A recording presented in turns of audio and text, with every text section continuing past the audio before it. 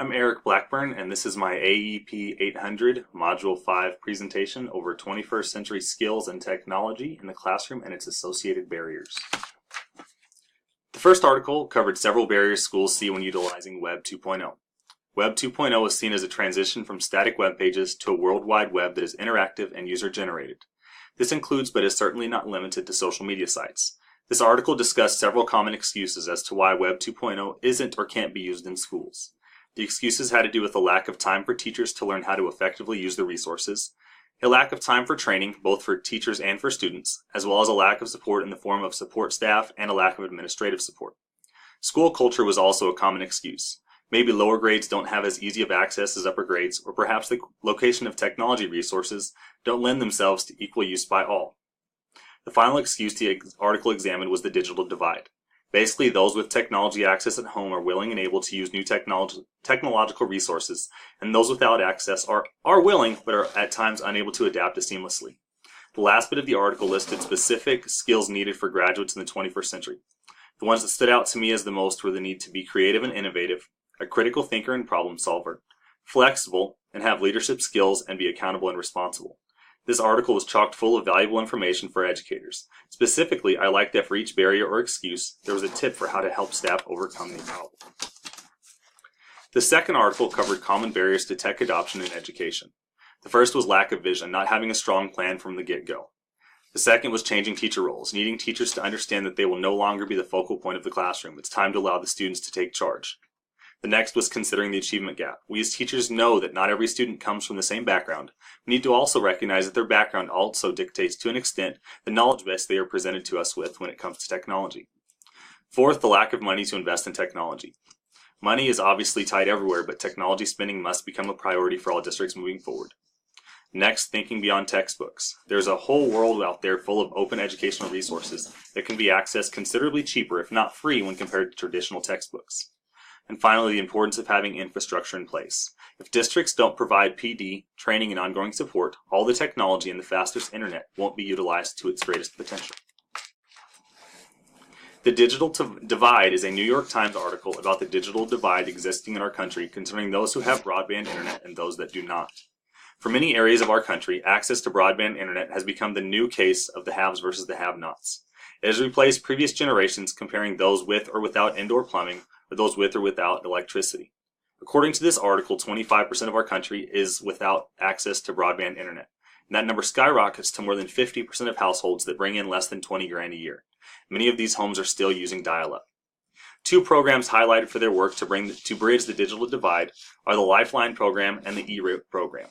The Lifeline program is funded by the Universal Service Fee, which we all pay monthly for our internet bill. This program helps to pay for internet services for low-income families. The E-Rate program, also funded by the Universal Service Fee, allows for access to broadband internet at needing schools or public libraries. A noteworthy piece of data from this report stated that more people in our nation have smartphones than have broadband internet. Solutions to help close the divide were shared in the article. Internet providers could begin sharing poles or working with road crews to lay wires at the same time roads are being dug up. Lastly, the article discussed the benefit of competition amongst internet providers.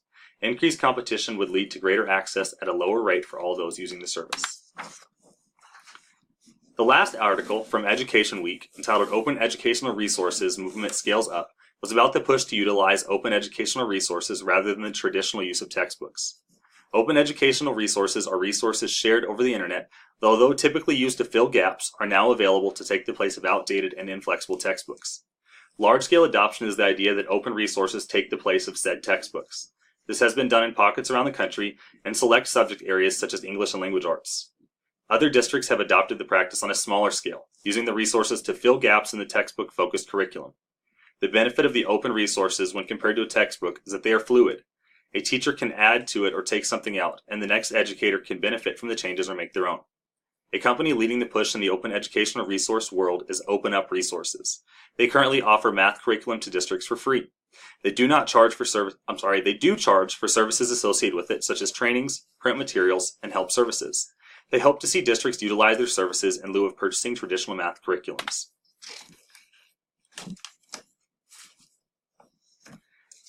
Now on to the 8 questions. Question 1, do I feel the digital divide can be resolved, and why or why not?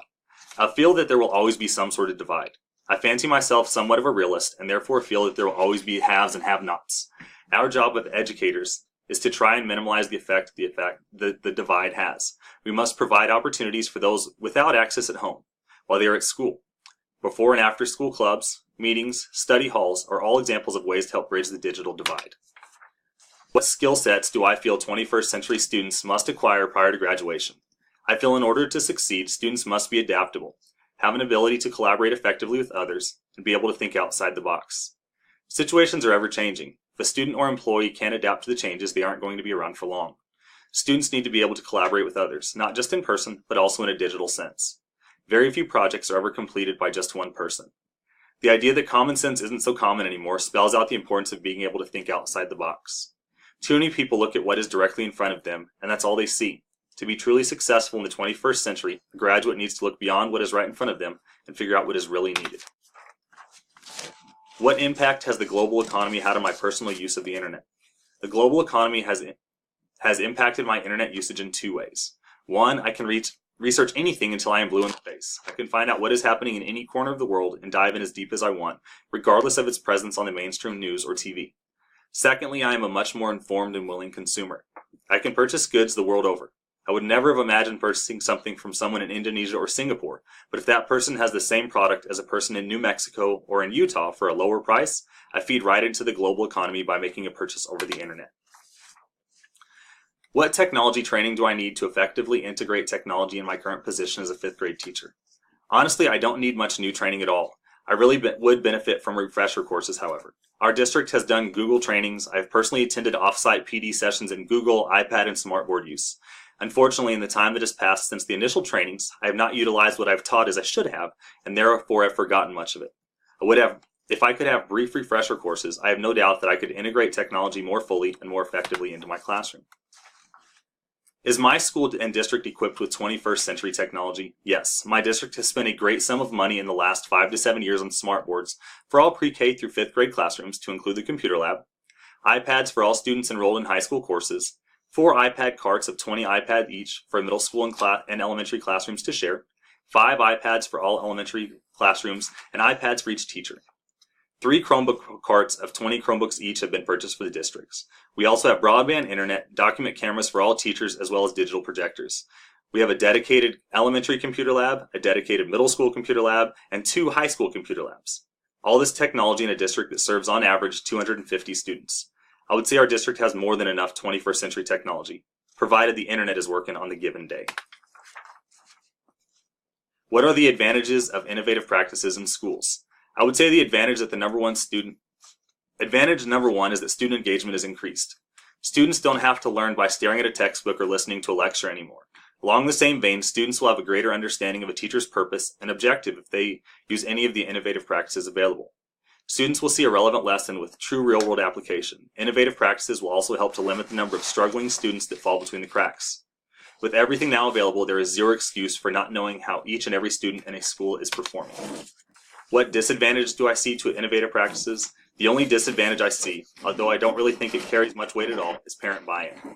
I currently battle parents every year when they tell me that the way their child is learning isn't the way they learned it when they were in school, and therefore it shouldn't happen. If we can get parents to understand the benefits of using innovative practices, I can't think of a single disadvantage to doing so.